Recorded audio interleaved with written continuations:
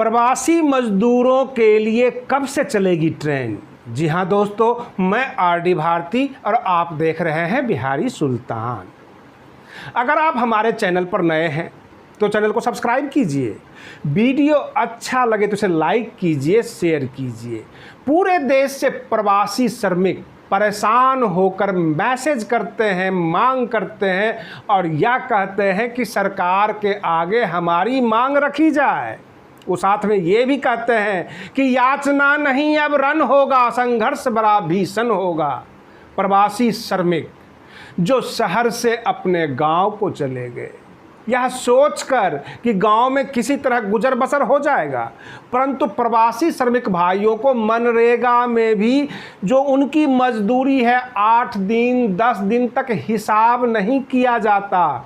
और जो बीएलओ होते हैं, ब्लॉक के जो बीओ होते हैं, जो काम करवाते हैं ब्लॉक के पदाधिकारी, वह उनके मजदूरी में कमीशन मांगते हैं, पैसे मांगते हैं। और जब वो मजदूरी मांगते हैं तो वहाँ पर मारपीट की नौबत आ जाती है। रही बात ये, वो हिसाब ही नहीं करते। भूखा मजदूर कहाँ जाए? गांव का प्रधान सुनता नहीं, देश के प्रधान चाइना और भारत में व्यस्त हैं। वो किस प्रधान के पास जाएं? मुख्यमंत्री और बाकी जितने भी लोग हैं वो सब के सब इग्नोर कर रहे हैं।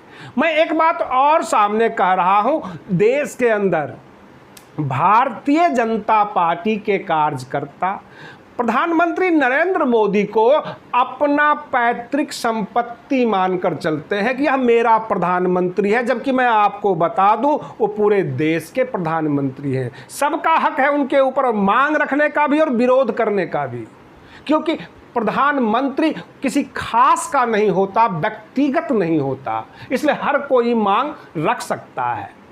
इन्होंने क्या किया? प्रवासी श्रमिक मजदूरों की जो समस्याएं हैं उन समस्याओं से बचने के लिए जो है देश में जगह जगह चाइना विरोध का एक मुहिम हुई है। उसका भी मैं आगे वीडियो में जिक्र करूंगा, किस तरह से ये 420 कर रहे हैं। सबसे पहले मैं बता दूं, प्रवासी श्रमिक भाइयों की समस्या यह है कि मात्र 200 ट्रेन अप डाउन हो रही है। यह सिलसिला कब तक? क्या इस महंगी ट्रेन में रिजर्व व्यवस्था में हमारे प्रवासी श्रमिक जो सत्तू बांधकर घर से निकलते थे और श्रम करके डेली बेजेस पे काम करते थे, ये कब तक इंतजार करें? क्या यह देश 6 महीने साल भर इस स्थिति में रहने योग्य है? क्या इस देश को केवल आर्थिक और अर्थव्यवस्था का डेफिनेशन सुनाते सुनाते कब तक चलाएंगे? गरीब भाइयों के जेब बिल्कुल खाली हो चुके हैं। मैं आपको बता दूं, कल हमने ग्राउंड रियलिटी चेक करने के लिए जब निकला, एम्स के सामने जो एम्स मेट्रो के पास इतनी भीड़ लगी रहती थी, साउथ एक्स का मार्केट ऐसा लग रहा था कि जैसे वहाँ पर भारत बंद का कोई नज़ारा हो। एम्स मेट्रो के पास कोई भीड़ नहीं थी, कोई ऑटो वालों का लाइन लगा हुआ नहीं था, जबकि एम्स हॉस्पिटल जो है बहुत बड़ा हॉस्पिटल है, जहाँ हजारों की भीड़ 24 घंटे होती थी, चाहे दिन हो या रात हो। मार्केट खुला है, अनलॉकडाउन का पीरियड चल रहा है, लेकिन आम जनता इतनी भयभीत है वो घर से बाहर नहीं निकल रही थी। जब हम घूम रहे थे तो एक ऑटो वाले को हम बार बार इस्तेमाल इसलिए कर रहे थे कि उस ऑटो वाले के पास कोई ऑप्शन नहीं था, मेरे अलावा उसके पास कोई कस्टमर नहीं था, कोई पैसेंजर नहीं था। अगर हम आधा घंटा भी कहीं पे कोई प्रोग्राम करने लगते, कोई पूछताछ करने लग जाते, तो बेचारा गरीब हमारे लिए खड़ा रहता और साफ कहता कि आप आधा घंटा प्रोग्राम कर लो, जहां कहोगे वहां ले जाऊंगा, क्योंकि पैसेंजर तो है ही नहीं, जो है सो आप ही हैं आज। और ये हालात बनी हुई है। रही बात ये, हमारे प्रवासी श्रमिक भाई गांव यह सोचकर नहीं गए थे कि गांव का वातावरण बड़ा अच्छा है, हवा पानी अच्छा है। उन्होंने ये सोचकर गए थे कि गांव की ज़मीन में काम करेंगे, खेती बाड़ी में काम कर लेंगे, कुछ निकल जाएगा, कुछ मनरेगा का काम होगा, गांव में भी कंस्ट्रक्शन होता है। लेकिन सब के सब हाथ खींचे हुए हैं। जो सरकारी पदाधिकारी है, इस अवसाद को, इस मौके को, यानी विपदा को अवसर में बदल लिया है। जैसा कि प्रधानमंत्री जी ने कहा था कि हम जो है आफत को, आपदा को अवसर में बदलेंगे। वो बदलें या ना बदलें, लेकिन इनके कर्मचारी इस आपदा को अवसर में बदल लिए हैं। हर जगह अपना कमीशन फिट करते हैं, और कमीशन देने वाला इसलिए भी देता है अगर नहीं देगा तो 4 दिन के बाद हिसाब होगा, 4 दिन में उसके बच्चे भूखे मर जाएंगे। समस्या यह है।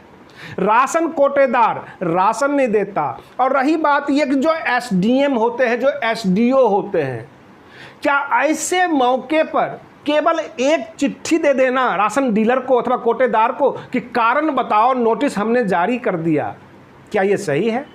ऐसे हालात में अगर एसडीओ एसडीएम कहीं पर गए हैं और कुछ अनुचित पाया गया है तो वहाँ खड़े होकर फैसला लें ऑन द स्पॉट, क्योंकि लोग भूखे हैं। अब ये समय नहीं है कि कारण बताओ नोटिस देकर चले आना। मैं आपको बताता हूँ, ये जो हमारे देश में एक मुहिम चलाई गई है चाइना और भारत के बीच के तनाव को मद्देनज़र रखते हुए कि चाइना का बहिष्कार करेंगे। आपसे पूछते हैं, क्या चाइना का लक्ष्मी जी का आप विरोध करेंगे जो मार्केट में बिक रहा है? गणेश जी का विरोध करेंगे? मिट्टी के गणेश जी का आप पूजा करेंगे, या मिट्टी के लक्ष्मी जी का? जब दिवाली आती है, दीपावली में, तो जो बूढ़ी दादी बैठी हुई रहती है मिट्टी की दीप लेकर, लोग उसे इग्नोर करते हैं, नहीं खरीदते हैं, और चाइना दीप लेकर अपना घर की शोभा बढ़ाते हैं।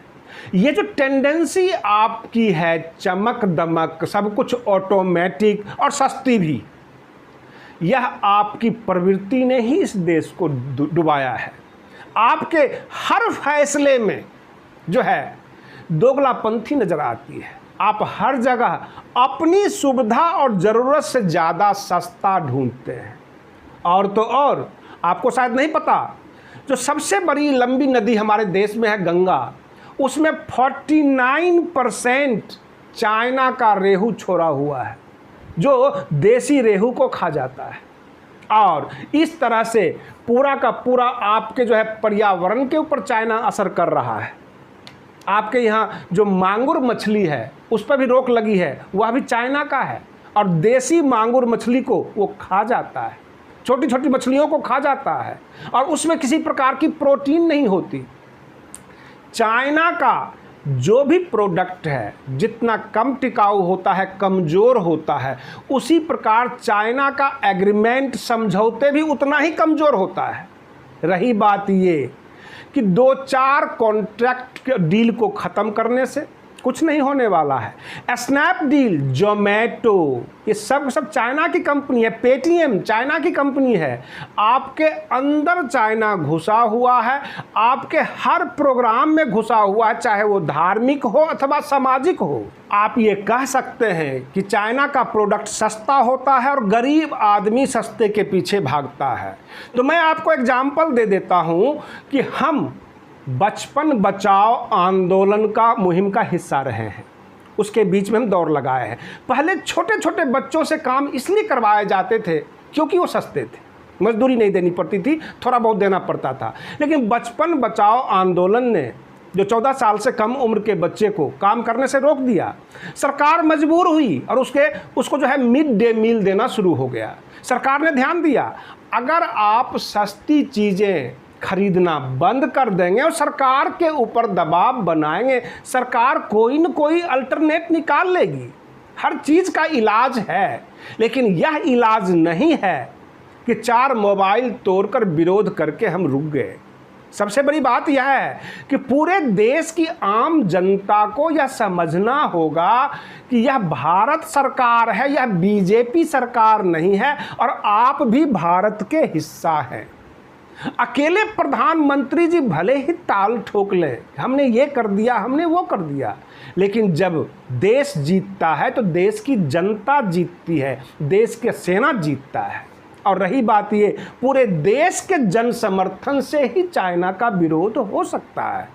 अगर आप कहते हैं कि लोग सस्ते के पीछे भागता है, हमारे देश में लोग शाकाहारी भी रहा है, लोग जो है नमक रोटी भी खाया है, बहुत तरह के यातनाएं हमने सहे हैं, अंग्रेज़ों के जुल्म बर्दाश्त किए हैं। थोड़ी देर के लिए अपनी शौक रोक नहीं सकते, जब हम भूखे रह सकते हैं, अपने शौक़ पे लगाम नहीं लगा सकते। हमने बच्चों को अब पढ़ाना शुरू किया। पहले बच्चे होटलों में काम करते थे, फैक्ट्रियों में काम करते थे, अब उस पर रोक लगी है।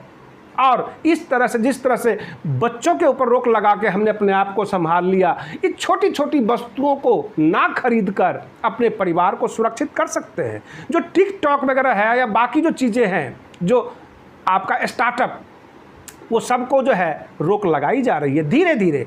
आप ये समझ लीजिए, सरकार अगर आपके साथ हो, सरकार ध्यान दे दे, तो साल 2 साल तो लगेंगे। कुछ अर्जेंट रोक लग जाएगी, कुछ 6 महीने के बाद रुकेगी, कुछ साल भर के बाद रुकेगी, लेकिन इस पर लगाम लगाना बहुत ज़्यादा ज़रूरी है, अथवा आर्थिक रूप से आप गुलाम हो जाएंगे। और उसके बाद ये कोरोना से भी भयंकर वायरस होगा, वह हो जाएगा आर्थिक वायरस।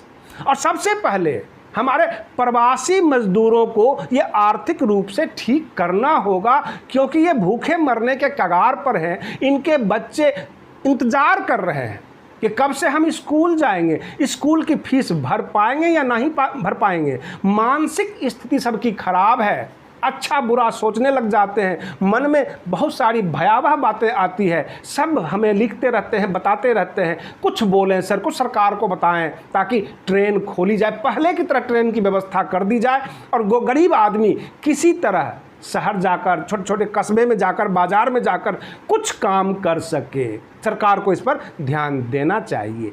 आप बने रहिए बिहारी सुल्तान चैनल के साथ। हम आपके लिए फिर एक अच्छी खबर के साथ मिलते हैं। तब तक के लिए धन्यवाद। जय भीम, जय भारत।